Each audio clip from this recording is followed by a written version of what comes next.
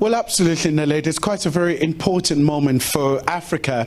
In fact, just to quote Commonwealth Chief Observer, former South African President Thabo Mbeki, he said, this is going to be a very big test for the democracy in the continent, and saying the results in the Nigerian elections will not just be significant for Nigeria, but for the continent, given the very significance of Nigeria. When you look at the geopolitical context in Africa, this is a continental powerhouse, but also when you look at the population size, it's quite a very significant number of Nigerians that they do have. But also in the main, you look at the issue of the candidates have been vying and really pushing the campaign and trying to win the hearts of Nigerians, so to speak. So I'm just going to go straight to some of the supporters of the main parties.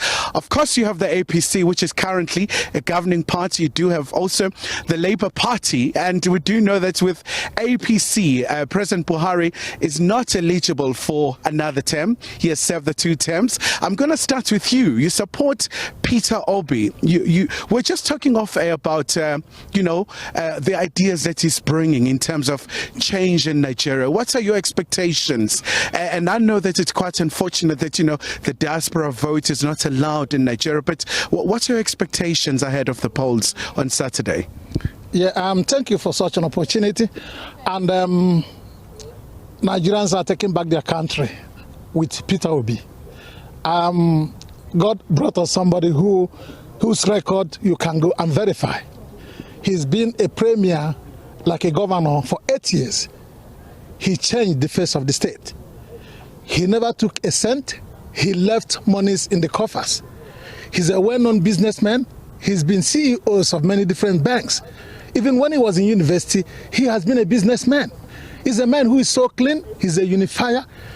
Obi is somebody who is going to turn Nigeria from consumption to production. That has been his slogan. And the next thing he's going to do is insecurity. There's so much insecurity in Nigeria that the so-called APC have done nothing for the past 8 years. President Buhari came in on the platform of saying he's going to tackle the insecurity. And we gave him that opportunity, and he couldn't do anything about it. But what about the economy, the inflation, and many other challenges that are facing Nigeria? Do you think Peter is going to change that particular situation? Of course, you can say that 10 times, because Peter Obi is a core businessman. He has companies that he runs. He got businesses that are standing. When he left governorship, he left empty-handed, saying, I'm not taking anything from the state. I got enough of mine. So Peter Obi is the one who is going to turn the economy of Nigeria around. First, when Nigeria becomes a productive country, when you are productive, the economy is going to turn around. Before I let you go, do you think it's still disappointing that the diaspora vote is not allowed in 2023?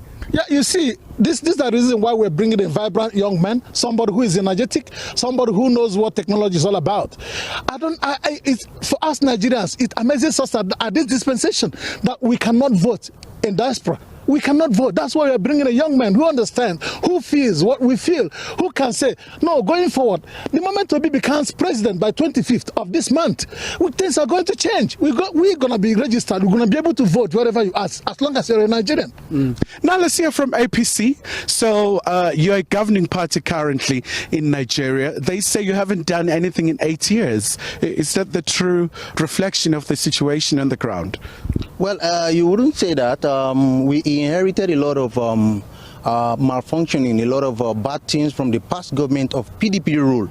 You understand? So the president of the present government, President Buhari, has been doing a lot in terms of security, in terms of the economy, and then it has really improved. So because of the past maladministration of the PDP rule, so that's what the present government inherited, and we have really improved. So you cannot say we haven't done anything. The economy has really improved.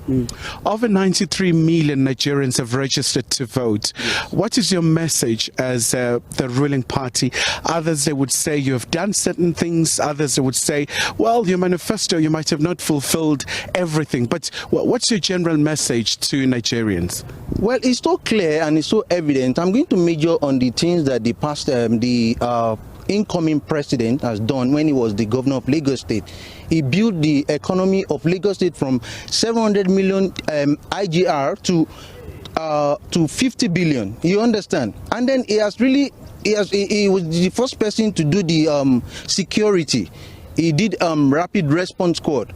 You understand? And then a lot of people, a lot of state government, they model after him. You understand? So there have been improvement as regards that when he did that. So he's going to do more of that in terms of security. All right. Thank you so much indeed for your input, sir. Before I come to you, Naledi, we do have PDP as well, one of the parties in Nigeria.